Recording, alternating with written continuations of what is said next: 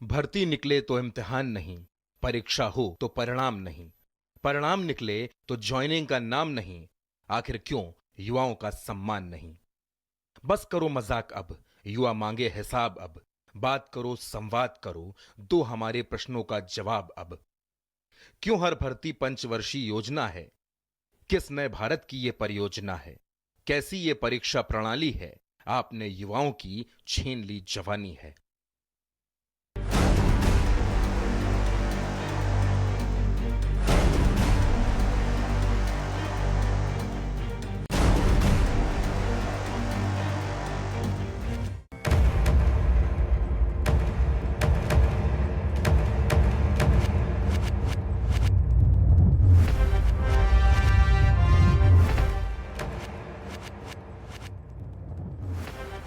नमस्कार, बहुत बहुत स्वागत और अभिनंदन आप सभी का बहनों भाइयों इस विशेष प्रसारण और बहस में।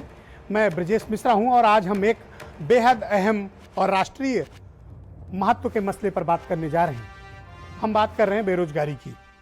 इन दिनों आप देख रहे होंगे तो स्टूडेंट्स में नाराजगी है, इन दिनों आप देख रहे होंगे तो युवा वर्ग नाराज है, बेचैन है, उसकी उम्मीदों की उड़ान ठप हो रही है, उसकी उम्मीदें टूट रही हैं और उनके सपने टूट रहे हैं। कारण बेरोजगारी है, रोजगार का न मिलना है। कोरोना ने उसमें कोड़ में खाज का काम किया। जिनके पास नौकरी थी भी उनकी भी जॉब चली गई और सरकारी नौकरियां तो ऐसे अंतहीन इंतजार हो चुका है उसका कि अब वो मिलती हुई प्रतीत नहीं हो रही हैं, मिलती हुई दिखाई नहीं दे रही हैं। लिहाजा युवाओं का सब्र अब जवाब दे रहा है और वो सरकारों से जवाब चाहते हैं, मुझे नौकरी चाहिए।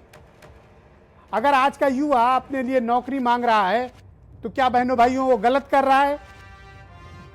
6 साल का इंतजार करते करते थक गया युवा, अगर अपनी उम्र के दौरान अगर उसको नहीं मिली जॉब तो फिर उसको जॉब आखिर कब नसीब होगी? एक बड़ा प्रश्न है कि हमारे देश का वो युवा जो इस भारत का भविष्य है, जो उत्तर प्रदेश का भविष्य है, वो रोजगार चाहता है, वो डिजर्विंग है, वो एलिजिबल है, वो पढ़ा लिखा है और वो देश में बदलाव की प्रगति का वाहक बनना चाहता है और उसको पूरा हक है कि उसको जॉब मिले।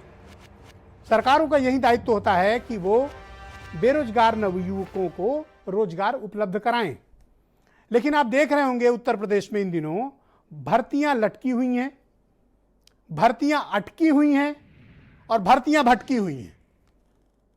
लटकी और अटकी और भटकियां नौकरियां हैं उत्तर प्रदेश में। किसी भी जॉब को उठाकर, नौकरी को उठाकर देखें तो कोई लटक गई है, कोई अटक गई है, तो कोई नौकरी भटक गई है। रास्ता किसी को नहीं मिल रहा है। लाखों नौकरियां इस इंतजार में हैं कि जॉब्स क्रिएट हों और लोगों को नौकरियां मिले।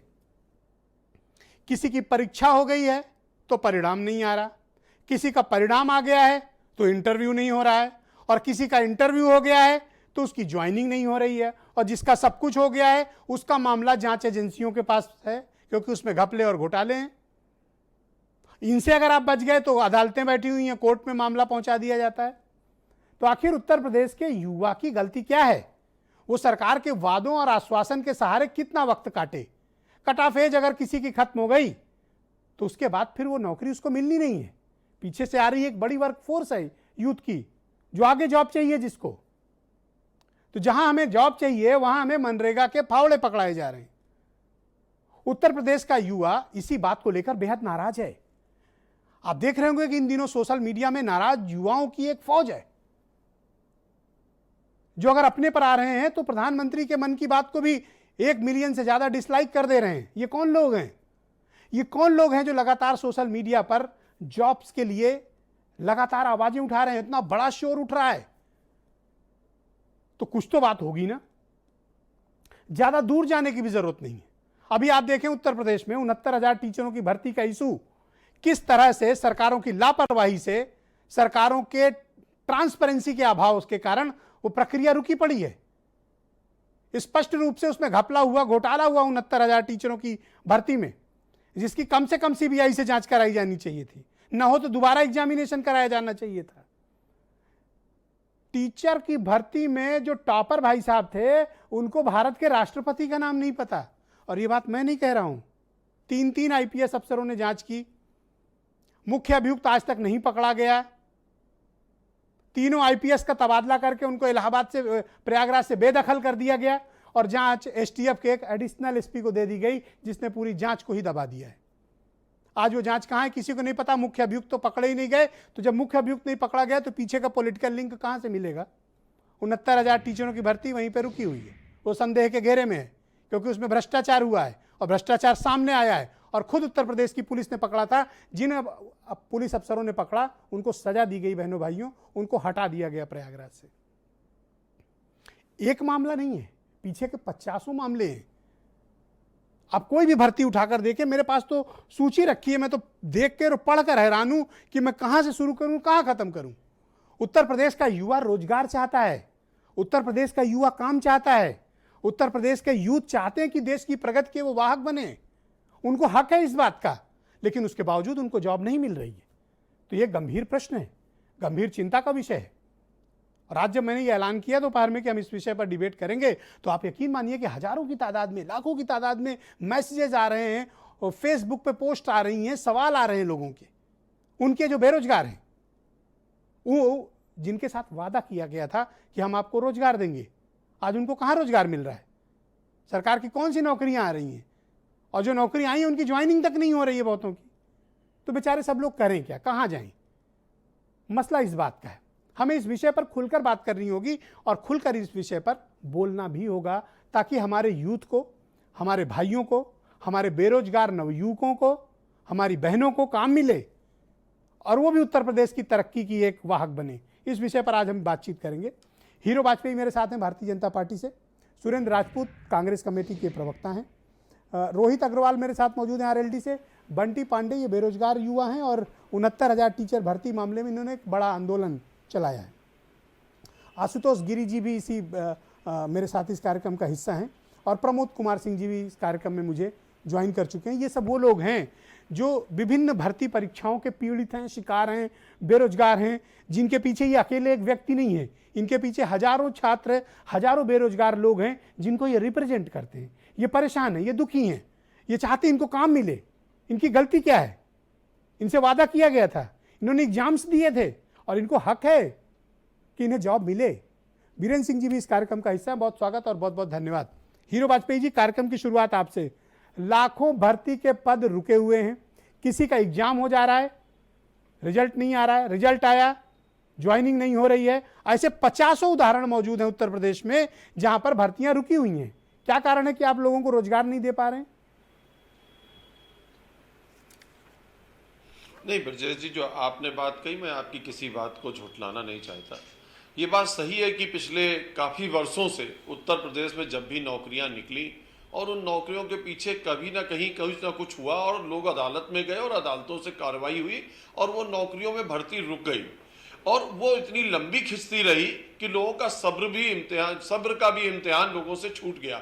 ये बात सच है कि उत्तर प्रदेश में युवाओं की, बेरोजगारों की एक अच्छी खासी संख्या है और हर आदमी को रोजगार चाहिए और उसके जीवन यापन के लिए रोजगार की व्यवस्था होनी भी चाहिए। और सरकारें जनता द्वारा जनता के हित के लिए ही चुनी जाती हैं और उनको जनता के हितों का ध्यान रखना भी चाहिए। और जो सरकारें जनता के हितों का ध्यान नहीं रख पाती, 5 साल बाद जनता उनको अवश्य बदल देती है। हाँ, जहां तक रोजगार की बात है, रोजगार में देखिए कई चीजें आती हैं, स्वरोजगार भी है। सरकार ने तमाम ऐसी स्कीमें शुरू की जिससे जो युवा है वो स्वरोजगार हो सकता है, जो टेक्निकल एजुकेशन प्राप्त किया है वो खुद का रोजगार भी कर सकता है। पर हाँ, ये भर्ती वाली समस्या एक विकराल समस्या है और सब सरकारों के सामने ही एक ऐसा कोई पीछे तंत्र है जो इन परीक्षाओं को 4 साल हो गया करता होने के बाद केंद्र में सरकार आपकी, उत्तर प्रदेश में चौथा साल आपका चल रहा है वाजपेयी जी, ये समस्याएं आती हैं। ये चौथा साल है आपका के माध्यम से सहर्ष स्वीकार करता हूं और ऐसी ताकतों को सख्ती से कुचलना चाहिए और ऐसी ताकतों को हमारी सरकार सख्ती से चिन्हित कर रही है और उनके खिलाफ कठोर कार्रवाइयां भी हो रही हैं। 4 साल हो गया, अब आप कह रहे हैं कि कोई ताकत है पीछे जो इन भर्तियों को रोक रही। थोड़ा हास्यास्पद लगती है बात। नहीं, पिछले वर्षों से मैंने ब्रजेश जी कहा ना कि आप पिछले 25 वर्षों से उठा लीजिए, हर परीक्षा के बाद कुछ ना कुछ होता है, अदालत में लोग जाते हैं और अदालत के द्वारा वो लंबी कार्रवाई होती है, पक्ष विपक्ष होता रहता है और बहुत कई साल लग जाते हैं इस काम में। Okay, all right. मैं सुरेंद्र राजपूत जी को इस डिबेट में आमंत्रित करता हूं। भाई सुरेंद्र राजपूत जी, उत्तर प्रदेश का युवा काम चाहता है, उत्तर प्रदेश का युवा रोजगार चाहता है, वो चाहता है कि उसको एक अदद सरकारी नौकरी मिले ताकि वो अपनी जिंदगी सम्मानपूर्वक जी सके। अब ये कह रहे हैं कि पीछे कोई ताकत है, उसको कुचलना जरूरी है, एक नया लॉलीपॉप पकड़ाए दे रहे हैं बजाय रोजगार देने के। अब ये कह रहे हैं किसी को कुचलना है। हीरो वाजपेयी जी असल बात मूल रूप से बहुत ही अच्छे इंसान भारतीय जनता पार्टी में अटल जी की परंपरा के हैं, इसलिए ये ज़्यादा झूठ नहीं बोल पाते। और इन्हें मालूम है कि वो पीछे और कौन है, क्योंकि जब ये विपक्ष में थे तब कहते थे कि हम पारदर्शी व्यवस्था करेंगे, ऐसा करेंगे, वैसा करेंगे। खैर, मैं अब विषय को शुरू करने से पहले ब्रजेश जी, मैं फिर से आपको बधाई देता हूं कि आज आप उत्तर प्रदेश की नहीं, भारत के आवाम की आवाज बनकर के उभर रहे हैं। इसके लिए आप बधाई के पात्र भी हैं, और इस चुनौती को आपने स्वीकार किया है, तो आपको सुरक्षित रहने की भी आवश्यकता है। हम सब लोग आपकी सुरक्षा के लिए भी चिंतित हैं, क्योंकि जिस तरीके से आप एक असंतुष्टों की आप सुरक्षा, मेरी बात सुन लीजिए, मजाक की बात नहीं है। मैं आपको बताऊं कि जिस तरीके से आप देश की आवाम की आवाज उठा रहे हैं, जिस तरीके से आप असंतुष्टों की आवाज उठा रहे हैं, गरीब की आवाज उठा रहे हैं, मजदूर की उठा रहे हैं, किसान की उठा रहे हैं, बेरोजगार की उठा रहे हैं, तो निश्चित तौर पर कहीं ना कहीं वो जो पीछे वाली ताकतें हीरो वाजपेयी जी के साथ या ये जिसकी जांच करना चाहते हैं, उन ताकतों की नजर से कोई बचा नहीं है। तो एक चीज इसके लिए आप बधाई का भी पात्र हैं, और बाकी जो मैंने बात कही वो आज, अब आप देखिए 2-3 चीजें देखिए। नंबर 1, आपके इंट्रोडक्टरी उद्बोधन के बाद ज्यादा कुछ कहने को बचता नहीं है। जब 2017 से पहले सरकार नहीं थी, हम और आप बहस करते थे, भाजपा के हमारे साथी हीरो जी भी साथ होते थे और लोग भी, और सपा की सरकार के ऊपर सब मिलकर के आरोप लगाते थे, पारदर्शी सरकार नहीं है, ये नहीं है, बीएड टीईटी के बच्चे, आप उसके बाद अनुदेशक, उसके बाद आप आ जाइए जो है शिक्षा मित्र, ये सारी, और उसके बाद होमगार्ड की भर्ती, पुलिस की भर्ती, सारी भर्तियों में केशव प्रसाद मौर्य जी से लेकर इनकी टॉप लीडरशिप लक्ष्मीकांत जी वाजपेयी तक सब लोग जो हैं वहां पर बैठे मिलते थे, और हजारों हजार संख्या में उनकी फोटो आपको काशीराम उद्यान में भी मिल जाएंगी, और यहां आपको क्या नाम है जो लक्ष्मण मेला ग्राउंड है उस पर भी मिल जाएंगे, हजारों फोटो मिलेंगे आपको। और मैं बाकायदा लिखित स्टेटमेंट दिखाता हूं कि 100 दिन में कहते थे भर्ती मिलेगी, नौकरी मिलेगी, और उसके बाद जब से ये शासन सत्ता में आए हैं तब से अगर इन्होंने कोई नौकरी दी हो तो आप बता दीजिए। 69,000 शिक्षकों की भर्ती के सामने व्यापम से भी बड़ा घोटाला इन्होंने कर दिया। जो पुलिस के अधिकारी इनका काम करना चाहते हैं उनको ये जो विशेष तंत्र है, क्योंकि एक सिंगल विंडो सिस्टम पे गए नहीं है, तो सिंगल विंडो सिस्टम पे न जाने की इनकी जो एक प्रॉब्लम है, जिसकी वजह से ये बच्चे बेचारे भटक रहे हैं। तो मैं आपसे 2-3 बातें खाली पूछना चाहता हूं आपके जरिए, क्योंकि आपका चैनल जो है सरकार के द्वारा चोरी चोरी बहुत देखा जाता है, बाकायदा हर आदमी की आंख लगी होती है आपके चैनल पे कि आज क्या बोलेंगे। मेरा यह मानना है कि अगर राजनीतिक नेतृत्व जो सत्ता में है उससे इतर भारतीय जनता पार्टी के जो लोग ईमानदार हैं, जनतांत्रिक हैं, लोकतांत्रिक हैं, और जो इन बच्चों की भर्तियां चाहते हैं, वो आवाज क्यों नहीं उठाते? वो इस अफसरशाही के खिलाफ एकजुट होकर के विरोध क्यों नहीं व्यक्त करते हैं? वो सारे के सारे विधायक इकट्ठे क्यों नहीं होते हैं? क्या सारे विधायक बेईमान हो गए? क्या राधा मोहन जैसी, अग्रवाल जैसे लोग हैं नहीं क्या भारतीय जनता पार्टी में? 200 विधायक जो वेल में बैठे थे, उनको कुछ नहीं बोलना चाहिए योगी सरकार के खिलाफ? Okay, okay. रोहित अग्रवाल, मैं आपसे समझना चाहता हूं कि उत्तर प्रदेश में यूथ को रोजगार क्यों न मिले, उसको नौकरी क्यों न मिले, और ये लटकाना, अटकाना और भटकाना ये क्यों हो रहा है उत्तर प्रदेश में? और 1-2 की तादाद में नहीं, लाखों की तादाद में भर्तियां लटकी, अटकी और भटकी हैं। ब्रिजेश जी, सबसे पहले तो मैं आपको बधाई देना चाहूंगा कि जब आज देश की सबसे बड़ी समस्या रिया और सुशांत सुसाइड केस है, उस समय आप युवाओं की बात कर रहे हैं। युवाओं की देश में मीडिया कब बात कर रहा है? मैं तो अचंभित हूं, आश्चर्यचकित हूं कि आपने युवाओं के ऊपर डिबेट रखा, युवाओं की समस्या पे। आज करोड़ों युवा सड़क पे है और अपना अपना हक मांग रहा है, और ब्रिजेश जी आप आज उसकी आवाज बन के सामने उभरे हैं। आज मैं चौथे स्तंभ को सैल्यूट करना चाहूंगा, आपको सैल्यूट करना चाहूंगा। आपने पत्रकारिता की लाज रख ली इस डिबेट को रख के। विजेश जी, आपको याद होगा, आपने ही अभी कुछ दिन पहले एक डेटा दिया था कि 12 करोड़ युवा बेरोजगार हो गए। 6 साल से ये सरकार चल रही है, इन्होंने 2 करोड़ युवा को रोजगार देने के नाम पे वोट ले लिया था युवाओं का, और उसके हिसाब से 12 करोड़ को तो आज रोजगार मिलना चाहिए था। तो इसका 12 करोड़ की चली गई, 12 करोड़ की चली गई, तो 12-12 24 करोड़ का रोजगार मिलेगा, तब जाके तो फिगर टैली होगी जो इन्होंने वादा किए थे। इन्होंने तो फ्रॉड कर लिया देश के साथ। और उसके बाद आज बताइए इतनी कमजोर सरकार है कि बता रहे हैं अदृश्य ताकत है जो रोक लेती है साहब शिक्षा भर्ती को। आप बताइए, आज भाजपा प्रवक्ता खुद बता रहे हैं कि इतनी कमजोर सरकार है कि इनकी अदृश्य ताकतों से इनकी शिक्षा भर्ती रुक जाती है। 69,000 करोड़ 69,000 शिक्षा युवाओं की जो शिक्षा भर्ती का मामला है उसको इन्होंने एसटीएफ को देके उसका सत्यानाश करा दिया। अपने आदमियों को बचा लिया इन्होंने पूरी तरीके से उसके अंदर, और युवा बेचारा गली गली भटक रहा है और युवा मांग रहा है कि रोजगार। ब्रिजेश जी, एक टाइम आपको याद होगा जब आईएएस और आईपीएस के अंदर 1000 से ऊपर पद हुआ करते थे, हाँ, सीटें हुआ करती थी। बिल्कुल ठीक बात। आज 400 बची हैं। पीसीएस के अंदर 1200 से ऊपर हुआ करते थे, आज 200 बचे हैं। मतलब क्या आप किस तरीके से आप सरकारी नौकरियां खत्म करना चाहते हैं?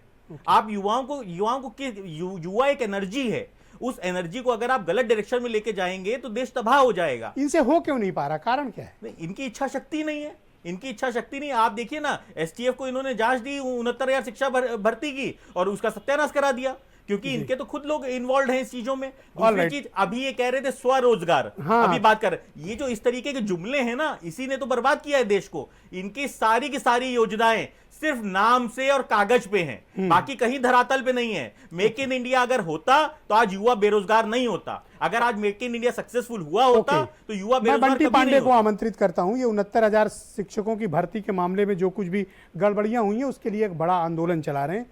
पांडे जी, बहुत स्वागत आपका। मैं आपसे समझना चाहता हूं कि जांच कहां तक पहुंची जो एसटीएफ कर रही थी 69,000 टीचरों की भर्ती की, पहला सवाल। दूसरा, इसमें क्या रोड़ा अटकाया जा रहा है? क्या ये भर्ती प्रक्रिया रद्द होनी चाहिए थी या इसकी सीबीआई इंक्वायरी होनी चाहिए थी? आप लोग को रोजगार काम धाम क्यों नहीं मिल पा रहा है?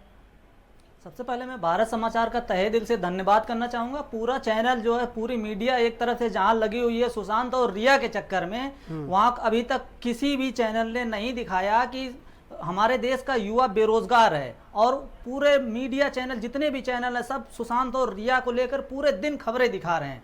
इसका पहले बहुत बहुत धन्यवाद ब्रजेश जी का, और भारत समाचार को मैं आभार व्यक्त करता हूं, क्योंकि हमारे देश में जो एक प्रकार से बेरोजगारी चल रही है। सबसे पहले मैं बात करूंगा 69,000 शिक्षक भर्ती की। जिस शिक्षक भर्ती में इतने बड़े पैमाने पर धांधली हुई, पिछले 6 जनवरी 2019 को इसका पेपर हुआ था। उसके बाद से 5 ही जनवरी को इसकी उत्तर कुंजी वायरल हुई शाम को। कुछ लोगों को 6 जनवरी को परीक्षा से पहले मिली। उसके साक्ष्य पूरे हैं, सबके पास हैं, हम लोगों के पास भी हैं। अगर जिसके पास ना, उसके पास हम भेज देंगे। उसके बावजूद भी सरकार ने क्या किया अभी तक? उस समय एसटीएफ की जांच लगा दी। एसटीएफ की जांच से क्या हुआ सामने? कुछ लोग पकड़े गए, क्या कार्रवाई सरकार कर रही है इसके खिलाफ अभी तक कुछ पता ही नहीं चला। सब कुछ दफनाया जा रहा है। और इस आंदोलन को लेकर हम लोग जब माननीय न्यायालय का सहारा लिए कि इसकी सीबीआई जांच होनी ही चाहिए, तो कुछ लोग आरोप और प्रत्यारोप लगा रहे हैं कि ये लोग शिक्षक भर्ती फंसाने का कार्य कर रहे हैं। अगर बताइए, जिस व्यक्ति को अपने देश के राष्ट्रपति तक का नाम नहीं पता, अगर वो भविष्य में भावी अध्यापक बन जाता है तो आने वाले समय में हमारे देश का युवा क्या पढ़ेगा? मान के चलिए पूरी शिक्षा व्यवस्था डगमगा जाएगी। इसी वजह से हम लोगों ने ये काम किया है कि आगामी जो न्यायालय में हम लोग केस लड़ रहे हैं, नूतन मैम के संरक्षण में हम लोगों के अधिवक्ता नूतन मैम है, तो पूरी पर एक बात बताओ, आप लोग तो भाई पढ़े लिखे लोग हो, परीक्षा दो, इंटरव्यू हो, रोजगार मिले, जाके काम धंधा करो, अपनी नौकरी करो।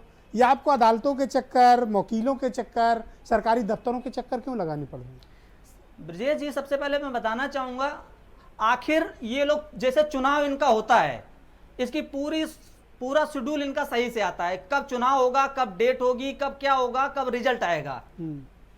चुनाव होगा, 1 महीने में फाइनल रिजल्ट हो जाता है इनका। कोई भी शिक्षक भर्ती या कोई भी भर्ती हो, उसका परिणाम कितने दिनों में आता है? देखिए, पिछले 6 जनवरी को 68,500, देखिए अभी उसमें भी रोड़ा पड़ा हुआ, उसका भी रिजल्ट नहीं आया है फाइनल रूप से। कुछ लोग उसमें पड़े हुए हैं अभी भी, कुछ लोगों को नियुक्ति मिल गई, कुछ लोग बेचारे कोर्ट का सहारा ले रहे हैं। तो क्या आपको लगता है कि सरकार की इच्छा ही नहीं है कि आप लोग को काम धंधा मिले? नहीं, सरकार की मंशा बिल्कुल भी नहीं है। सरकार के जो अधिकारी पदाधिकारी बैठे हैं, अगर वो नियमावली स्पष्ट रूप से लाएं, नियमावली अगर इनकी स्पष्ट आए, पेपर सही से बने, उत्तर कुंजी सही से आए, तो बिल्कुल से सब सही हो सकता है। आशुतोष गिरी जी भी मेरे साथ इस कार्यक्रम में। भाई आशुतोष जी, मैं कितनी भर्तियां गिनाऊं? सहायक अध्यापक 69,000, सहायक समीक्षा अधिकारी 1170, प्राथमिक और उच्च शिक्षा के अनुदेशकों के 32,022 पद, सहायता प्राप्त इंटर कॉलेजों में प्राचार्य के 39,000 पद, जूनियर हाई स्कूल में 4300, सम्मिलित अवर अभियंता, राज्य कृषि उत्पादन मंडी, होम्योपैथी, कनिष्ठ सहायक भर्ती, वन रक्षक, कंप्यूटर ऑपरेटर, सम्मिलित तकनीकी सेवा भर्ती, सम्मिलित अवर अभियंता, सम्मिलित कनिष्ठ सहायक, सम्मिलित तकनीकी सहायक, कितनी भर्तियां मैं गिनाऊं, सब लंबित पड़ी हुई, कोई आगे ही प्रक्रिया नहीं बढ़ रही, क्यों? सर, जिस तरह आप लंबी भर्तियों के बारे में बात कर रहे हैं, तो लंबित भर्तियां जो हैं उस हिसाब से मैं 69,000 शिक्षक भर्ती का एक एप्लीकेंट हूं, मैं चयनित भी हूं। और सरकार के जितने भी मानक थे, गुणवत्ता से समझौता उन्होंने नहीं किया, वो बात अच्छी बात है। 60-65 कट ऑफ का मैं समर्थक हूं। जो मामला आज सुप्रीम कोर्ट में रिजर्व हो चुका है, उसके ऑर्डर रिजर्व हो चुके हैं। मैंने सरकार के जितने भी मानक हैं जो उन्होंने योग्यता के साथ लगाए, उन सारे मानकों पे मैं खरा उतरा हूं, मैं चयनित हूं। लेकिन तब भी मैं आपको नौकरी क्यों नहीं मिली? मैं 650 दिन से बेरोजगार हूं, क्योंकि मामला न्यायालय में है। कुछ लोग इस तरह के हैं जो भर्ती फंसाते हैं। वो भर्ती उनको क्या है, वो ना वो इस 69,000 भर्ती में एप्लीकेंट हैं, ना इस भर्ती में वो कहीं से पार्टिसिपेट करते हैं, ना उन्होंने टेट जैसी परीक्षाएं पास की, ना उन्होंने कुछ भी किया। बस उनका काम क्या है तो है कि वो प्रक्रिया को स्मूथ और कानूनी तरीके से आगे बढ़ाए। हुई काम तो सरकार का है, ये काम सरकार का है। मैं वही बात करूंगा, विधायिका हमेशा अपनी भर्ती निकाल के भूल जाती कि उसने कोई भर्ती निकाली है। कार्यपालिका का जो काम है भर्ती को सुचारू रूप से चलाना, वो अफसरशाही इतनी बुरी तरह से हावी हो चुकी, इतनी सिस्टम इतना करप्ट हो चुका है कि वो किसी बात भाई चलो 69,000 वाले में जांच चल रही है, या आप बता रहे हो जो भी मतभेद हो, बाकी ये जो मैंने गिनाई इनकी क्या गलती है? सर, इनकी गलती सिर्फ यही है कि ये युवा हैं और ये क्या है कि ये बेरोजगार हैं। ये बेरोजगार हैं। क्या ये पढ़ लिख गए हैं? ये पढ़ लिख गए, यही इनकी गलती है। अगर ये पढ़े लिखे ना होते तो सरकार इनको फावड़ा पकड़ा देती और ये चुपचाप मनरेगा में काम मिल जाता। मनरेगा में इनकी गलती सिर्फ यही है कि ये पढ़े लिखे हैं। मेरी गलती भी यही है कि मैं पढ़ा लिखा हूं। मैं 69,000 भर्ती का पेपर दिसंबर 2018 में हुआ था, लेकिन आज लगभग 2 साल होने वाले हैं। आपकी उम्र कितनी हो गई? मेरी उम्र जो है वो 26 है। कितना टाइम बचा आपके पास? मेरे पास जो भर्ती के है, मेरे पास मतलब 3-4 साल अभी मैं और भर्ती देख सकता हूं। लेकिन भर्ती कब तक भर्ती देखें, कब तक अपने पैसे बर्बाद करें, कब तक कोचिंग करें, कब तक की चीजों को लेकर बेरोजगार रहे हम। अभी जैसे ये प्रवक्ता साहब ने कहा कि कोई अदृश्य शक्तियां हैं, उन अदृश्य शक्तियों पे लगाम क्यों नहीं लगा पाई है इनकी सरकार है। तो वादा किया था कि अगर हम सत्ता में आए तो सबको नौकरी मिल जाएगी और सबको काम मिल जाएगा, सब जॉब करोगे आप लोग। अरे सर, मन की बात करने से फुर्सत मिले तब तो कोई अपने वादों को निभा पाएगा। उनको मन की बात करने से फुर्सत ही नहीं है। बेरोजगारों के मन की बात क्या है, उनके घर की बात क्या है, वो कहां पर स्टैंड कर रहे हैं, वो किस तरह से सफर कर रहे हैं, वो आज इस समय क्या क्या मुश्किलें झेल रहे हैं, किस तरह से मतलब चयनित होने के बावजूद मुझे एक गाली जैसा लगता है चयनित होना। क्यों लोग पूछते हैं क्या हुआ तुम्हारी भर्ती का, मैं क्या बताऊं मेरी भर्ती का क्या हुआ। पर 370 तो हट गई ना।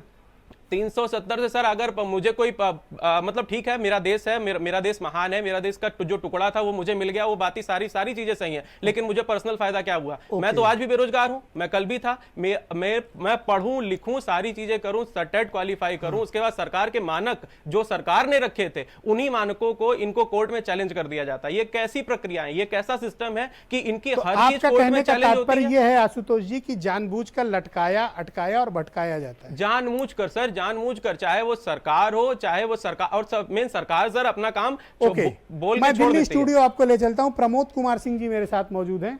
वो भी इस तरह की भर्ती प्रक्रिया के पीड़ित हैं, शिकार हैं, और वो अकेले नहीं, उनके साथ बहुत से लोग हैं, उनके बहुत से मित्र हैं जिनके लिए वो आंदोलन भी चला रहे हैं। भाई प्रमोद जी, क्या परेशानियां आप लोग महसूस कर रहे हैं एक बेरोजगार के तौर पर? आप लोग को जॉब्स क्यों नहीं मिल रही हैं? आपको क्या लगता है ये कठिनाइयां क्यों आ रही हैं? 4 साल हो गया इस सरकार को लगभग काम करते, उसके बावजूद आप लोग अब तक बेरोजगार हैं। कारण?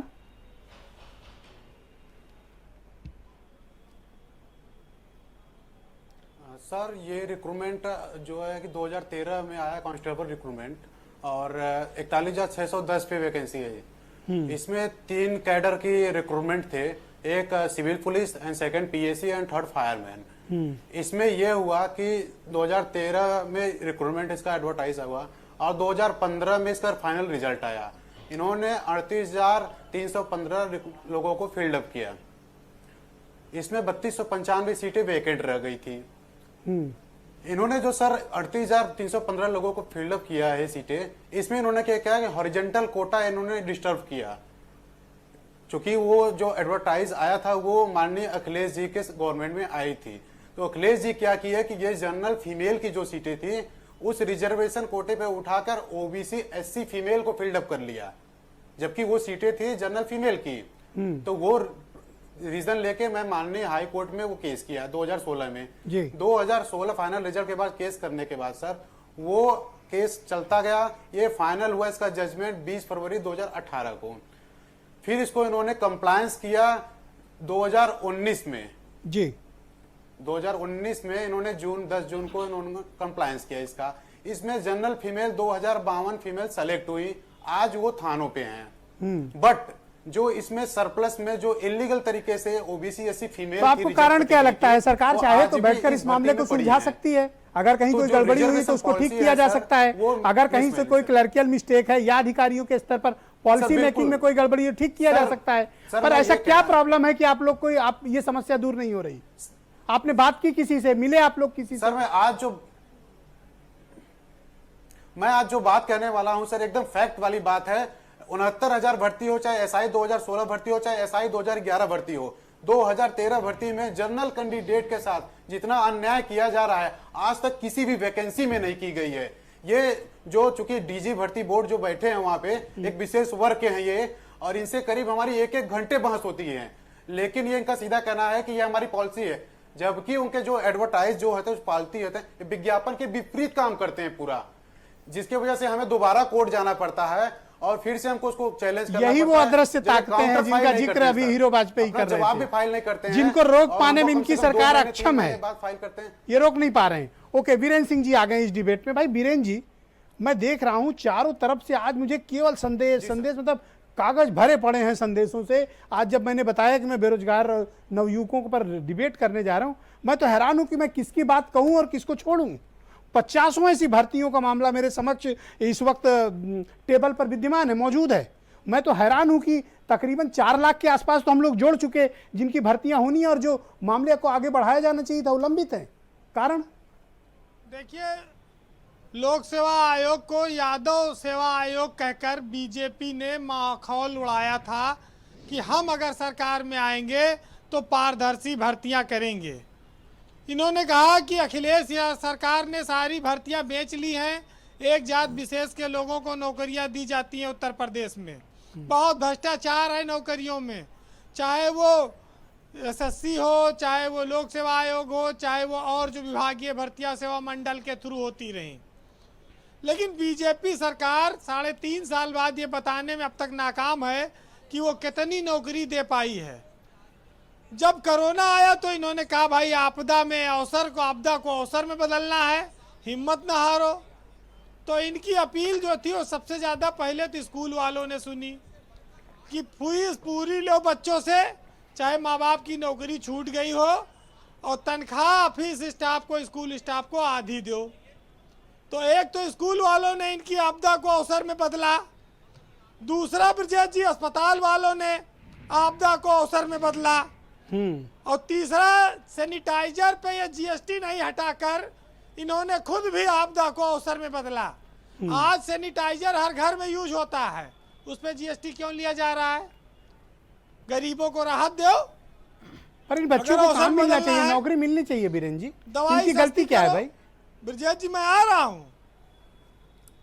जिस देश में 6 करोड़ लोगों की अब तक नौकरी चली गई है, 50% से ज्यादा लोग आधी तनख्वाह पे काम कर रहे हैं, सारे व्यापार घाटे में चल रहे हैं, वहां ये आपदा में अवसर बता रहे हैं, रोजगार। अच्छा, आप बैठे हुए हैं हमारे साथी, ये बताएं कि 69,000 शिक्षक जो भर्ती हुई थी उसमें जो भ्रष्टाचार हुआ, उसमें जो इलाहाबाद के एसएसपी ने 3 आईपीएस अफसरों ने खोला था, उसको क्यों हटा दिया गया? क्योंकि पोल खुलने वाली थी, मामले को ठंडे बस्ते में जाना था, सत्याद अनिरुद्ध पंकज को हटाया गया। इसीलिए इनके एक सांसद हैं दिल्ली के, मनोज तिवारी, बहुत बड़े गायक हैं, यूट्यूब पे आप सर्च कर लीजिएगा, एक गाना गाए हैं कि दौड़त धूपत जूता चप्पल फाट गई बाबूजी, और नौकरिया नहीं मिलन मन उचाट भइले बाबूजी। तो ये गाना तो गाते हैं बेरोजगारी का, और अपनी सरकार में इस पे चुप्पी साध लेते हैं। ये बात क्यों नहीं करते बेरोजगारी की, गरीबी की, और बच्चों के स्कूल फीस की, और लोगों की नौकरियों की? इस पे बात नहीं करेंगे? क्यों? क्योंकि जानते हैं कि यहाँ फंस जाएंगे, और इन्होंने तो यही सब कह के अखिलेश सरकार को दोषी बता के सत्ता हासिल की थी। 13 लाख नौकरी यूपी में कहे थे हर साल देंगे, 2 करोड़ नौकरी केंद्र सरकार दे रही थी। आज की तारीख में हालत यह है कि हम लोग जब पढ़ते थे तो घर वाले सोचते थे लड़के को डॉक्टर, इंजीनियर, IAS या प्रोफेसर कुछ बनाऊंगा, और जब बड़ा हुआ तो पूछे थे वो चपरासी वाला फार्म निकला कि नहीं निकला। MA PhD वाले लोग चपरासी का फार्म भरते हैं, ढूंढते हैं, और उसके बाद भी नौकरी नहीं है। तो सरकारें लोकतंत्र में दूसरों की आलोचना करके खाली अपना उल्लू सीधा करने के लिए आती हैं, मनमानी करने के लिए आती हैं, या वाकई में जनता को राहत पहुंचाने के लिए आती हैं, ये ब्रजेश जी तय करना होगा। चलो कोई बात नहीं, कांग्रेस एक दोगली पार्टी थी, बीजेपी कहती है। कांग्रेस ने लेकिन कोई सरकारी संस्था नहीं बेची, कांग्रेस तब भी लुटेरी थी, और आज भाजपा सब कुछ बेचे डाल रही है और तब भी देशभक्त है। ये कैसे, कब लोग इस बात को समझेंगे कि इस देश में भाषण से, इमोशन से, धर्म से पेट नहीं भरेगा। पेट पैसा, रुपया, नौकरी, व्यापार से भरेगा। स्वयं से आपको मजबूत होना पड़ेगा। कहा आत्मनिर्भर बनो, कहाँ मनरेगा में जाओ, फड़ुआ चलाओ। नहीं, हमारे दोस्त हीरो भाई बता रहे थे कि स्वरोजगार कर लो। ब्रजेश जी, अब तो हालत यह है कि बेरोजगारी का अंदाजा यह है कि कब्रिस्तान से अगर लड़के गुजर जाएं तो मुर्दे भी उठकर पूछते हैं क्या भैया नौकरी लगी। अब ये हालत है, इस देश के बेरोजगारों की संख्या बढ़ती जा रही है। बहुत अफसोस की बात है, बहुत अफसोस की बात है। लेकिन अब क्या करेंगे आप। आज एक मित्र अभी बोल रहे थे चुनाव पे, एक साहित्यकार ने लिखा है, ये बंटी पाणे बेचारे बहुत टाइम से लड़ रहे हैं। हाँ, तो मैं ये कहना चाहूंगा कि चुनाव का अगर नामांकन ब्रजेश जी आज कराया जाए और उसके 2 साल बाद चुनाव कराया जाए और 1 साल बाद चुनाव के परिणाम घोषित किया जाए, तब आनंद आएगा। और गड़बड़ी कराने के नाम पर 3 साल तक चुनाव का परिणाम रोक दिया जाए और अदालत का फैसला हो, और कोई एजेंसी लगा के जांच हो। हाँ, कोर्ट इसकी जांच कराओ, तब तक शपथ न लेने दी जाए, चुनाव निरस्त कर दे, तब तक शपथ न लेने दी जाए। बहुत बढ़िया, बहुत बढ़िया वीरेंद्र तब भाई। इनको समझ में आएगा कि इस देश में कैसे नौकरियों को उलझाया जाता है, युवाओं का दर्द समझ में आएगा जी।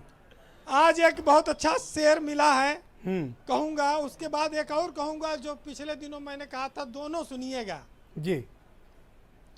कि बच्चू बाबू MA करके 7 साल झक मारे और खेत बेचकर पढ़े पढ़ाई, उल्लू बने बेचारे, और कितनी अर्जी दिए न जाने, और कितने फूके तापे, और कितनी धूल न जाने फाके, और कितना रास्ता नापे, फिर भी नहीं मिली नौकरी। तो ये ब्रजेश जी दुर्भाग्य हमारे सिस्टम का। खैर, उसको कुछ ना आए फांस लेने के सिवा, और आदमी अब कर भी क्या सकता है खांस लेने के सिवा। और चोर आए और जो कुछ था सब ले गए, और आखिर बुढ़ा कर भी क्या कर सकता था कि खांस लेने के सिवा। बहुत बहुत शुक्रिया वीरेंद्र जी, बहुत बहुत धन्यवाद, बहुत बहुत शुक्रिया आपका। भाई हीरो वाजपेयी जी, देखिए जो वादा करके आप चुनाव में आए थे, यूथ को आपने एक सपना दिखाया था। इसके पहले की हुकूमत थी, आप कहते थे कि साहब यादवों की सिर्फ भर्ती हो रही है। इस सरकार पर संजय सिंह इल्जाम लगाते हैं कि यहाँ ठाकुरवाद चलता है, खुला आरोप लगाते हैं, वो उसका आप उनके खिलाफ मुकदमा भी लिखते हैं। तब आप यादववाद कहते थे तो आपके खिलाफ कोई मुकदमा लिखा नहीं गया था, ये मैं केवल आपको याद दिला रहा हूँ। पर इतने बच्चों की भर्तियाँ फंसी हुई हैं, भाई थोड़ी मानवीयता तो होनी चाहिए। ह्यूमैनिटेरियन ग्राउंड पे हमें थोड़ा तो इन बच्चों की तकलीफ, इनके भविष्य, इनके सपने, इनके परिवार और इनकी ज़िंदगी के बारे में सोचना पड़ेगा और फैसला लेना पड़ेगा। आपको इतना अभूतपूर्व मैंडेट मिला है, आप कुछ काम करके दीजिए, इनको रोजगार मिले, ये इंतजार कर रहे हैं। इनको लटकाइए, अटकाइए और भटकाइए नहीं। माननीय वाजपेयी जी, गो अहेड। देखिए ब्रजेश जी, आपने जो कहा है एकदम सत्य कह रहे हैं, और इसमें सरकार, अभी देखिए आपके पैनल में कई लोग बैठे हैं, अधिकतर ने कहा ये गड़बड़ी अखिलेश सरकार में हुई, जनरल कोटे में ये हो गया, मैं कोर्ट चला गया। पांडे जी ने कहा कि उसमें ये पेपर में कमी थी, उत्तर कुंजी में कमी आई, मैं कोर्ट चला गया। तो मैं जो ताकतें कहता हूं, ताकतें ऐसा नहीं कि कोई पीछे कोई बहुत, हमारे समाज से ही निकल के कई लोग, अभी पांडे जी ने कहा, बंटी पांडे ने, कि कुछ लोग जो पेपर भी नहीं देते वो भी कोर्ट चले जाते हैं, जिनका उस एग्जाम से प्रमोद जी ने कहा कोई लेना देना नहीं, वो भी कोर्ट चले जाते हैं। और कई बार अदालती कार्रवाई के चक्कर में एक पार्टी सरकार हो जाती है और एक मुकदमा करने वाली, और भर्तियां रुक जाती हैं। पिछले कई बार से हुआ है, कोई ना कोई कमी निकालकर लोग कोर्ट जाते हैं।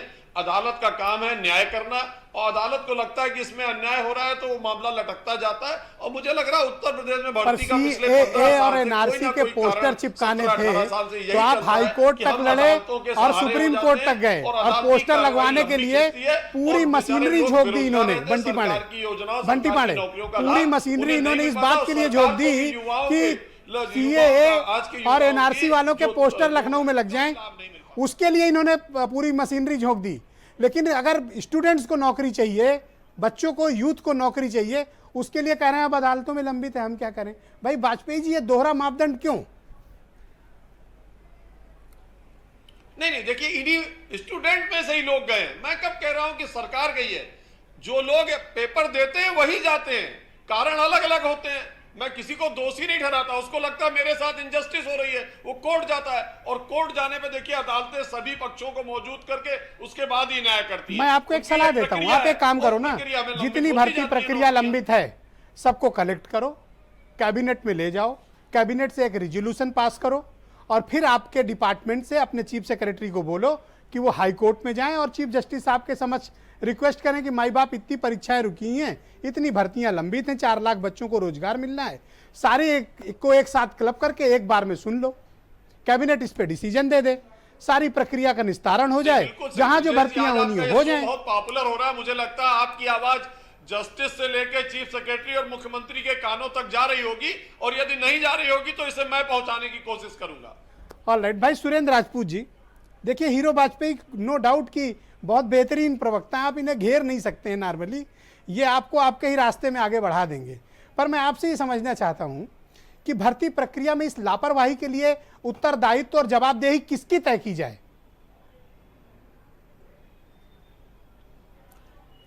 ब्रजेश भाई, देखिए फिर से मैं कहता हूं आपसे कि ये जो विस्कस सर्कल है ना, खादी का, वर्तमान सरकार सत्ता वाली खादी का, और खाकी यानी ब्यूरोक्रेसी का, ये एक दूसरे से बहुत अंदर तक जुड़े हुए हैं।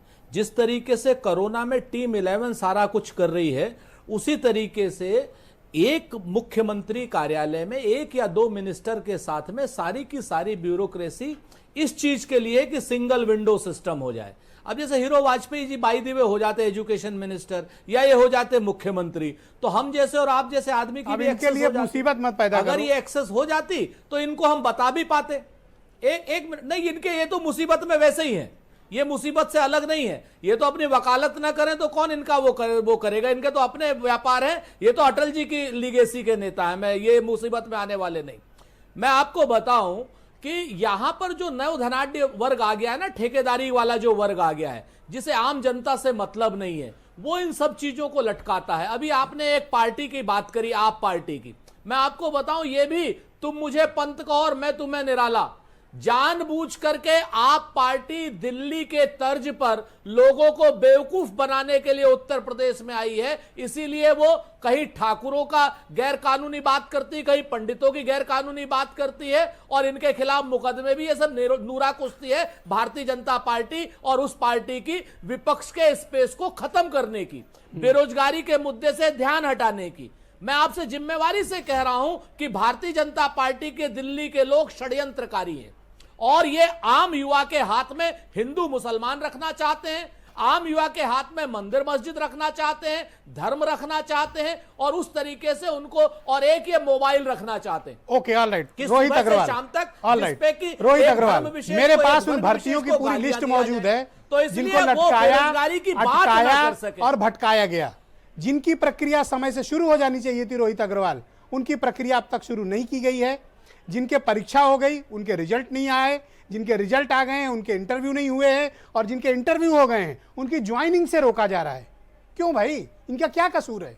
कुछ दिनों बाद जब ये ओवर एज हो जाएंगे तो किसके सामने हाथ फैलाएंगे, क्या करेंगे, ब्रिजेश जी, कहां जाएंगे, ये कहां पकौड़ा तलेंगे, चाय बेचेंगे। ये ब्रिजेश जी, समस्या यही है कि हमारे अफसोस होता है मुझे इन लोगों को देखकर, दुख होता है कि ये हमारे देश की मेधा हैं, ये देश को आगे बढ़ाने वाले युवा हैं, ये आगे आए, टेक ओवर करें। ब्रिजेश जी, हमारे देश की इस समय सबसे बड़ी समस्या यही है कि भारतीय जनता पार्टी धर्म की चटनी चटा के और युवाओं को सड़क पे पकौड़े बिकवाना चाहती है, पंचर बनवाना चाहती है और भीख मांगने को भी रोजगार बताते हैं इनके विधायक। इनकी स्थिति ये इतनी खराब हो चुकी है ब्रिजेश जी कि एक भी भर्ती 2017 से, अगर हीरो वाजपेयी बता दे मुझे कि एक भी भर्ती ये करा पाए हो। अरे इतनी कमजोर सरकार है। आपने भी बहुत सही एग्जांपल दिया ब्रिजेश जी कि सीए के पोस्टर हाईकोर्ट के आदेश के बाद भी नहीं हटाए गए थे, नहीं, सुप्रीम कोर्ट गए, सेल्फी सुप्रीम लेके कोर्ट गए थे। 15-20 लाख रुपए के पर हियरिंग वाले एडवोकेट किए जाते हैं दिल्ली में। मैं ऑन रिकॉर्ड ये बात कह रहा हूं, बिल्कुल उन वकीलों को किया जाता है जिनकी फीस 20-20 लाख रुपए है। मैं सहमत हूं। और वहां पे जहां युवाओं का मुद्दा आता है, इन गरीब बच्चों को नौकरी मिलनी है तो आप 5 लाख का वकील भी नहीं करोगे, सांप सूंघ जाता है। ये तो खुद ही चाहते हैं कि युवाओं को भर्ती ना देनी पड़े। मैंने अभी आपको एग्जांपल दिया कि आईएएस और पीसीएस की सीट ने किस तरीके से घट गई। ये तो चाहते हैं कि सीटों पे हमें भर्ती देनी ही ना पड़े। ये तो देश को बेच देना चाहते हैं, सरकारी उपकरण को बेच के सरकारी नौकरियां खत्म करना चाहते हैं। ये गरीब बच्चे क्या करें, ये चाहते हैं पूरी तरीके से आरक्षण खत्म हो जाए इस तरीके से। ये प्रमोद सिंह कहां जाए, ये बंटी पांडे क्या करें? नहीं, आज क्या गुमराह हो करें चुके हैं। पांडे, बताओ। आज पूरी तरीके से इनको धर्म के नाम पे गुमराह किया जा रहा है, इनको पकौड़े बेचने पे मजबूर किया जा रहा है। अगर ये युवा अगर इस तरीके से कट ऑफ एज इनकी खत्म हो जाएगी और ये बेचारे अगर सड़क पे रह जाएंगे तो इनके पास ओके, बंटी पांडे आप मुझे बताओ, नौकरी नहीं मिली तो क्या करोगे? देखिए ब्रजेश जी, सबसे पहले जो नौकरी की बात, उसमें कई लोग अभी कल या परसों आपने देखा होगा कि आत्महत्या कर लिए नौकरी के चक्कर में। यूपी में डीएलएड करवाया जा रहा है। बताइए, डीएलएड करवा के हर साल कम से कम 2 से 2.5 लाख लोग डीएलएड कर रहे हैं। डीएलएड आखिर किस लिए करवाया जा रहा है? रोजगार के लिए। अगर रोजगार के लिए डीएलएड करवाया जा रहा है, देखिए अभी 15 बैच डीएलएड कंप्लीट कर निकला तो उसके लिए 69,000 वैकेंसी आए, उसमें कुछ लोग सफल हुए, कुछ लोग असफल हुए। बाकी उसके बाद 17 बैच कंप्लीट हुआ, अभी तक कोई वैकेंसी नहीं आई। लमसम 3 लाख लोगों से ऊपर डीएलएड किया और उसके बाद बीएड भी किया और उसके बाद 18 बैच भी चल रहा है। अभी उसके पेपर नहीं हुए, मुद्दा चल रहा है प्रमोट का, प्रमोट हो या पेपर हो। और उसके बाद अब 20 का आने वाला था, अभी आया नहीं। आखिर ये हम लोगों को डीएलएड या जो भी है बीएड करवा के बस बेरोजगार साबित करना चाहते हैं। बेरोजगार, एक और बेरोजगार डीएलएड या बीएड करके हो जाए। और ये जो मुद्दा है 69,000 शिक्षक भर्ती या कोई भी भर्ती, अगर 69,000 भर्ती वाले में आप क्या चाहते हो? ये 69,000 वाली भर्ती में हम चाहते हैं या सीबीआई इंक्वायरी हो? इसकी सीबीआई जांच होनी चाहिए। जो भी आरोपित हैं, अभी तक देखिए उसके आरोपित मायावती दुबे और चंद्रमा यादव अभी तक गिरफ्तार ही नहीं हुए। इनकी गिरफ्तारी होनी जो आईपीएस चाहिए। लोग वहां ये खोले थे उनका क्या हुआ, वो कहां चले गए? कौन सर? जो आईपीएस लोगों ने ये मामला खोला था वहां पे, उनका हाँ, तबादला हो गया सबका? उनको रातों, जिस दिन ये छापे मारने की बात थी, पंकज सर को रातों रात उनका ट्रांसफर कर दिया गया। ओके, तो उनको पता था कि अगर ये वहां पहुंच गए तो इनकी पूरी पोल काला चिट्टा खुल जाएगा इस भर्ती का। इसलिए तो आप ये मानते हैं कि एक बहुत बड़ा स्कैम है ये 69,000 टीचरों की भर्ती में? सर बहुत बड़ा, और बस बेरोजगारी बढ़ाई जा रही है। डीएलएड और बीटीसी जो भी कोर्स करके नहीं मिली नौकरी तो क्या करोगे ये बताओ? सर सब लोग आत्महत्या करने को विवश हैं। खैर हम उसमें से नहीं आते, लेकिन लोग, हम तो नहीं, लेकिन लोग आत्महत्या करने के लिए भाई विवश हो आशुतोष जाएंगे जी, अगर नौकरी नहीं मिली तो। आशुतोष जी मुझे ये बताओ, जितनी मैंने अभी आपको भर्तियां गिनाई, अब तक मुझे कुछ और डिटेल्स भी आ गई हैं, सब लोग लिख कर व्हाट्सएप पे फेसबुक पे भेज रहे हैं। मैं तो हैरान हूं कि तकरीबन 25 से ज़्यादा ऐसी भर्तियां हैं जो रुकी हुई हैं छोटे छोटे कारणों से। मैं कहता हूं कि अगर सरकार के सभी अधिकारी, कंसर्न मिनिस्टर्स, कंसर्न लोग, आप लोग स्टेक होल्डर्स, एडवोकेट्स, ये सब बैठ लें एक जगह पे और जो जो समस्याएं हैं उनका निस्तारण कर दें। अगर कोई पॉलिसी रिलेटेड इशू है तो कैबिनेट देख ले और इस मामले को खत्म किया जाए, बच्चों को नौकरी मिले। सर अगर किसी को नौकरी देनी हो तब ना जो सुझाव आप दे रहे हैं वो कोई निभाए, लेकिन नौकरी देनी ही नहीं है तो मैं गलत सुझाव दे रहा हूं? आप गलत सुझाव, आप सुझाव कैसे कर रहे हैं? आप गलत सुझाव नहीं, मतलब ये समझिए कि अच्छा मुझे सुझाव नहीं देना चाहिए? नहीं, आपको सुझाव देना चाहिए। आपकी, मैं आपको शुक्रगुजार हूं कि आप मुद्दे, इन सारी चीजों, चाहे वो मुंबई के कांड हो, चाहे वो भारत, चीन, पाकिस्तान, ये बहुत सारी चीजें, न्यूज एकदम बेकार हो चुकी। कम से कम आज बेरोजगारों के बारे में हमारे दर्द को आपने अपने चैनल के माध्यम से दिखाकर बहुत बड़ी कृपा की है हम लोगों पर। हमारा दर्द सुनने के लिए कोई है ही नहीं सर यहाँ पर। असल में बात हो रही है यहाँ पे घोटाले की। मैं आपको घोटाले के बारे में बता, आप कह रहे हैं घोटाला हुआ है, व्यापम घोटाला हुआ 69,000 भर्ती में। 4 लाख लोगों ने पेपर दिया, 1,46,000 लोग एक सरकार के मानक कटऑफ पर पास हुए, उसमें से 67,000 लोग उसमें क्वालिफाई होकर चयनित होकर बाहर आए। क्या ये चयनित ही की गलती थी कि वो चयनित हो गए हैं? उन पर आरोप लगा दिया गया कि वो नकल करके पास हुए हैं। अगर घी में मक्खी पड़ जाती है तो मक्खी फेंकी जाती है, घी नहीं फेंक दिया जाता है। हम वो घी है सर। अगर कुछ लोगों ने गलत किया है उनको तो एक काम आप करो किसी ना, भी तरह से मेरा बाहर ही सजेशन निकालिए। है, तो फिर इसकी निष्पक्षता से जांच क्यों नहीं हो रही? सर जी जितनी भी जांच है, अगर आप अपनी चीजों पर अगर एसटीएफ जांच करी तो उस पर भरोसा करिए, उस पर भरोसा। कितने अगर दिन भाई एडिशनल एसपी लिए जांच बैठा है, कुछ कर नहीं रहा है, तो कुछ बच्चे तो सवाल उठाएंगे। नहीं सर, जांच हो रही है, जांचों में लोग पकड़े जा रहे हैं। कहां है चंद्रमा दुबे और मायावती, चंद्रमा यादव और मायावती दुबे? सर वो तो और सिस्टम वो की, किनके साथ जुड़ा था पता है ना आपको?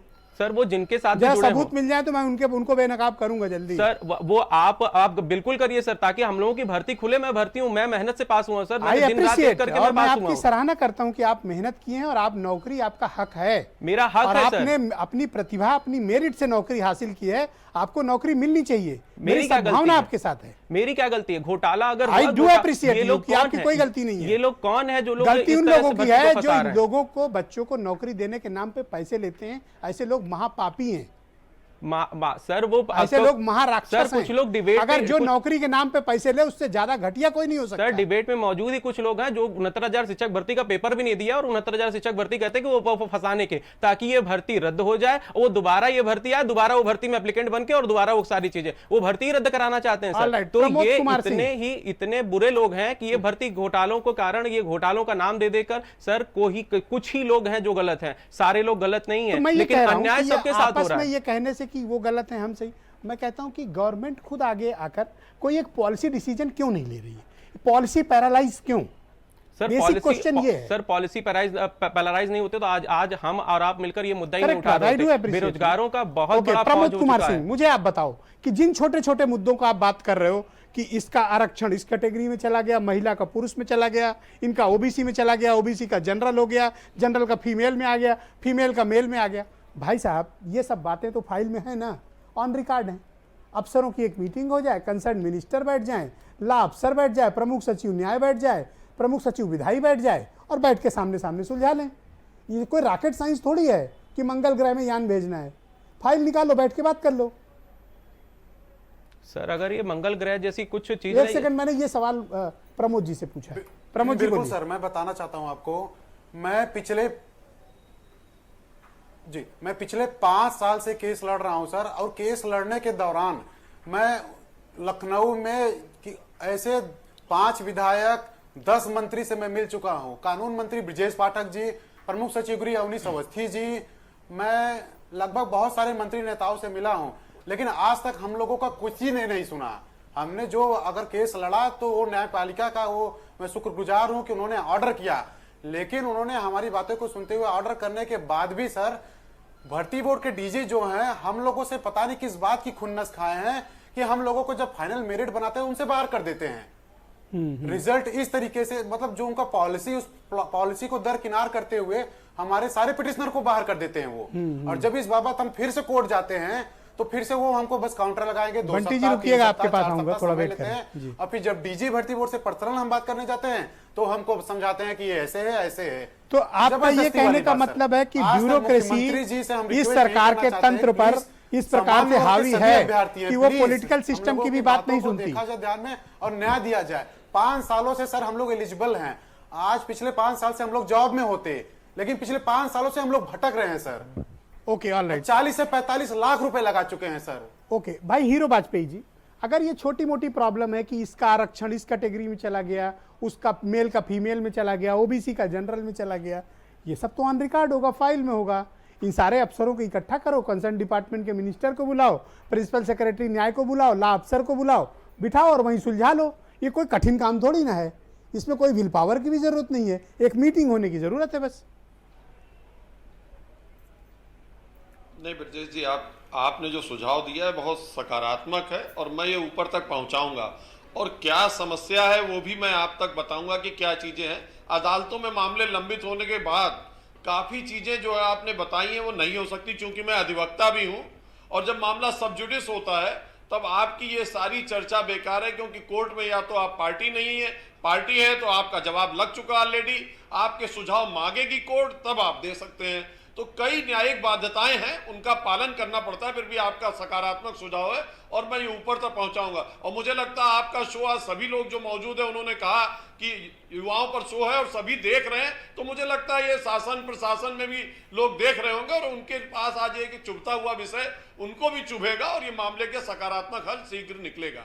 ओके भाई, राजपूत जी सिर्फ चुभेगा बता रहे हैं, इनको नौकरी कब मिलेगी ये अभी भी इस डिबेट के बाद खत्म होने वाली है डिबेट, लेकिन इन गरीब बच्चों को नौकरी कब मिलेगी अभी भी स्पष्ट नहीं है। मैंने कहा ना कि हीरो वाजपेयी जी एक सीमा से आगे झूठ नहीं बोल सकते हैं, ये चक्कर है। अब आपको मैं बताऊं, आपने कितनी बढ़िया बात कह दी।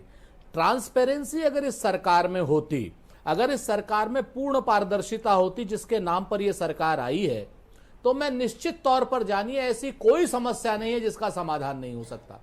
लेकिन जब बिग माउथ होता है ना, बड़ी बड़ी बातें करनी जाती है, 2 करोड़ रोजगार दे देंगे, 5 करोड़ ऐसे कर देंगे, 10 करोड़ अरे ऐसे आपको कर पता है देंगे, 50 100 लाख करोड़ नौकरी यहाँ हर घंटे देने की बात थी। 50 लाख नौकरी हर घंटे में दी जा रही थी, हर घंटे मनरेगा से देने जोड़ की दिया बात जाएगा। थी जी। हर घंटे हाँ, 50 और- लाख नौकरी। जी, और 40 ट्रंप भी अपनी खोपड़ी पकड़ के बैठ जाएगा। हाँ, और साथ में कह रहे हैं कि अब ब्रेन मैपिंग कर रहे हैं हम लोग, स्किल मैपिंग कर रहे हैं हम लोग। इस तरीके की जब ये हेडलाइन मैनेजमेंट करने लगते हैं ना लोग झूठ बोल करके, ये झूठे रोहित अग्रवाल और ये बताओ बेशर्मी कि से क्या जब ये- बातें करते हैं, क्या ये और कठिन जब काम है कि छोटी मोटी संवेदनहीनता समस्याएं की हैं, बातें करते कोई हैं, कोर्ट चला गया तब है, ये- भाई दोनों स्टेक होल्डर को बुलाओ, उस पॉलिसी में उसको खत्म करो उस विषय को, और दोनों से एफिडेविट कोर्ट में लगवा दो। कोर्ट से सरकार कहे साहब हम मामला वापस ले रहे हैं, हमारा समझौता हो गया है, हम भर्ती प्रक्रिया को आगे बढ़ा रहे हैं, बात खत्म। ब्रिजेश जी, जहां युवाओं की बात खत्म होती है वहां पे ये अध्यादेश लाने को तैयार हो जाते हैं। ये कहते हैं अगर कोर्ट का आदेश कुछ विपरीत भी आएगा तो हम अध्यादेश लाके बदल देंगे कोर्ट के आदेश को। लेकिन जब युवाओं की बात आती है, आज सुबह से ट्विटर पे ट्रेंड हो रहा है पीएम मोदी रोजगार दो, युवा की आवाज है ना। डिसलाइक आ रहे हैं आपकी मन की बात पे, युवा के मन की बात क्यों नहीं सुनते हो? लेकिन सरकार सुनना ही नहीं चाहती है, कान में रुई डाल के बैठी हुई है। मतलब युवा बर्बाद हो जाए, देश बर्बाद हो जाए, इनको पबजी बंद करना है। क्योंकि न्यूज कहीं ना कहीं जीडीपी अगर 23-24 -24 चली गई है तो उसको पबजी बैन कर दो साहब, कि पबजी बैन कर दिया साहब, चीन के ऊपर बहुत बड़ा हमला कर दिया इन्होंने। आप सोचिए विजय जी, युवा की जहां बात होती है वहां इनकी सारी भर्ती चली गई कोर्ट में। लेकिन अगर कोई और मुद्दा हो, सीए का मुद्दा हो, तो वहां पे ये अध्यादेश ले आएंगे। युवाओं के लिए क्यों नहीं अध्यादेश लाते भैया? युवाओं के लिए क्यों नहीं लाते प्राइवेट मेंबर बिल? अरे कोई अध्यादेश की जरूरत नहीं, मैं आपको बताऊं, सिंपल केवल सबके साथ बैठ के मीटिंग हो जाए सारे स्टेक होल्डर्स के साथ, और अगर कोई मामला सब जुडिस है दोनों पार्टी जाके एफिडेविट लगा दे, बात खत्म। जुमलेबाजी से तो फुर्सत मिले इनको, नौकरी गुमराह फ्री। करने से आप तो फुर्सत दीजिए मिले, नौकरी। खाली बड़े बड़े नाम फेंकने आते हैं। भाई मेरे पास लेकिन 4 ये- लाख नौकरियों की डिटेल तो ये मेरे हाथ में रखी हुई है, जिनकी नौकरियां बच्चों की फंसी हुई हैं। ब्रिजेश मैं जी, किस किस का नाम गिनाऊं, पूरा डिबेट निकल जाएगी उनकी नौकरियों का नाम गिनाते। अगर मैं उन बच्चों से माफी चाह रहा हूं जो लगातार हजारों मैसेज भेज रहे हैं, मैं उनको पढ़ नहीं पा रहा हूं, पर आप सबकी सूचनाएं और हमारे पास हैं, हम भेजेंगे इसको गवर्नमेंट तक। जी रोहित जी, अगर इनकी मंशा होती तो 4 लाख नौकरी आपने ढूंढी है, 4 करोड़ नौकरी तो ये ऐसे ये ही हमने युवाओं को ढूंढी मिल नहीं सकती है, थी। ये फंसी हुई हैं। फंसी हुई हैं, ये और छिपी हुई आप हैं। सोचिए जब हम आप बैठ के हेलो, इनके ये फंसी हुई हैं या छिपी हुई हैं? छिपाई गई हैं, जानबूझ के छिपाई गई हैं। ओके, बंटी और पांडे आप कुछ कहना चाह रहे थे, गो अहेड।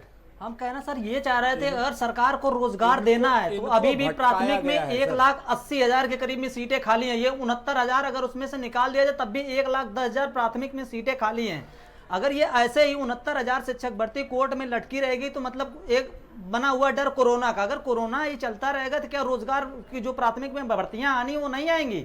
और बाकी ये 5,000 एडेड कॉलेज जो जूनियर में इनको वैकेंसी दे ली, पिछले 1.5 साल से बस नोटिफिकेशन इनका आ रहा है कि अब भर्ती आएगी। बस नोटिफिकेशन देके बच्चों को एक सांत्वना देनी होती है, हम लोगों को एक कुछ दिनों के लिए सांत्वना मिल जाती है कि हाँ भर्ती आने वाली है, उसी की तैयारी में पढ़ते ओके पढ़ते भाई 3 साल आशुतोष, निकल आपको गए। कोई उम्मीद दिख रही है आने वाले वक्त में कि स्थितियां कुछ सुधरेंगी, या फिर आप लोग होपलेस हैं? सर हम लोग बिल्कुल अगर होपलेस ना हुए तो सर आज हम लोगों ने ये आंदोलन न छेड़ा होता कि पीएम मोदी रोजगार दो। लेकिन सर सारी चीजें यही है कि अगर कोई भर्ती, एक तो भर्ती आती नहीं है, भर्ती नहीं निकालती है, भर्ती बचाए रहते हैं, ये पद बचाए रहते हैं। अगर ये भर्ती निकाल देते हैं तो इनके अधिकारियों द्वारा पेपर नहीं करा पाता। जैसे एनटीपीसी का एक फॉर्म भराया गया सर, उस फॉर्म को भरे ही 2 साल हो गए, और सर जो फॉर्म 100 रुपए का होना चाहिए वो 500 रुपए का फॉर्म के फीस ली गई, और आज तक इनको कोई अच्छा, एक कंपनी नहीं interesting मिल fact पाई। आपको बताएं कि जितने भर्ती बोर्ड चल रहे हैं ना, ये बेरोजगारों के पैसे पे चल रही है। इतने बेशरम लोग हैं ये भर्ती बोर्ड वाले कि ये आप लोगों से 1000 रुपया, 500 रुपया, 2000 रुपया एप्लीकेशन फॉर्म के साथ लेते हैं और उससे अपनी तनख्वाहें बांटते हैं। सर, अगर ये बेरोजगारों के पैसे पे चलने वाले आयोग हैं,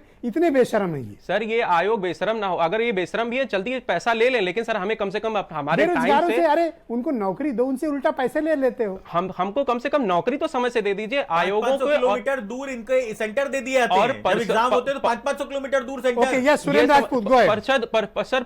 परिषद इस तरह से जैसे परिषद ने कोई रूल बनाया, दो कोई बातें रूल उस मैं तरह से कहना हटा चाहता हूं देते हैं। ब्रजेश जी, आपके सम्मानित चैनल के माध्यम से दो चीजें बड़ी स्पष्ट हैं। नंबर एक, ये पूरी की पूरी सरकार निजीकरण की ओर जा रही है। नंबर दो, ये पूरी उत्तर प्रदेश की सरकार जिम्मेवारी से कह रहा हूं कि ये पूरी की पूरी उस पर जा रही है, कॉन्ट्रैक्ट बेसिस पर जा रही है। ये आज अपने लोगों को, भारतीय जनता पार्टी के कुछ ठेकेदारों को, जो मैन पावर सप्लायर एजेंट्स हैं, उनको, चाहे बिजली बोर्ड वाले हो, चाहे और क्या नाम, सब आउटसोर्सिंग से कराया जा रहा है। हो, और चाहे और क्लास 3, सरकारी क्लास 4 के जगह तो हो, सारे काम सब आउटसोर्सिंग जगह से हो पर रहे हैं। आउटसोर्सिंग कर रहे हैं ये लोग। आउटसोर्सिंग तो और अपने आप में एक स्कैम है। BC क्लास के भी नहीं, और अब इन्होंने और अब नहीं, इससे भी बड़ी बात और है कि IAS और PCS में भी अब लेटरल एंट्रीज कर रहे हैं। Correct. रिलायंस, अंबानी और अडानी के यहां जो 5-5 साल काम किए हुए हैं, उनको ही IAS और PCS बना रहे हैं। आप देखिए इस चीजों को, पूरे रेल को बेच दिया इन्होंने, पूरे तेल को बेच दिया इन्होंने, पूरी सेवा को बेच दिया इन्होंने, पूरी सारी कंपनियां जो कांग्रेस बहुत ने बहुत बनाई धन्यवाद, थी, बहुत बहुत उनको शुक्रिया, सबको- बहुत बहुत धन्यवाद। और मेरी सद्भावना आप सबके साथ है, हमारे बेरोजगार युवा बहन भाइयों के साथ है कि उन्हें रोजगार मिले। वो डिजर्व करते हैं, वो प्रतिभावान हैं, वो मेरिट वाले लोग हैं। और मैं सरकार से भी यही आग्रह करूंगा कि बेवजह की जिद छोड़िए, अफसरों की लाल फीताशाही से बाहर आइए, वो फाइलें मंगवाइए, स्टेक होल्डर्स को बुलाइए, 2 घंटा 4 घंटा उनको दीजिए, सबको साथ बैठिए, कानून के विशेषज्ञों को बुलाइए और वहीं पर बैठ के उसका निस्तारण करिए। अगर अध्यादेश की जरूरत है अध्यादेश लाइए, कैबिनेट मीटिंग की जरूरत है कैबिनेट मीटिंग लाइए, मंत्रालय स्तर पर कोई निर्णय होना है तो वो लीजिए, कोर्ट से कोई बात करनी है तो चीफ सेक्रेटरी जाकर बात कर सकते हैं, प्रमुख सचिव न्याय विधायी जाकर बात कर सकते हैं, ताकि ये भर्ती प्रक्रिया पर ये जो ग्रहण लगा है ये हटे। हमारे लाखों युवा भाई बहन जो एलिजिबल है नौकरी के, जो एक अच्छी और सम्मानित जिंदगी के हकदार हैं, जो एक भारतीय होने के नाते हकदार है एक अच्छा जीवन जीने के, उन्हें ये नौकरियां मिलनी चाहिए, ये उनका हक है। और किसी भी सरकार को ये शोभा नहीं देता कि वो उनके हक के साथ खिलवाड़ करे।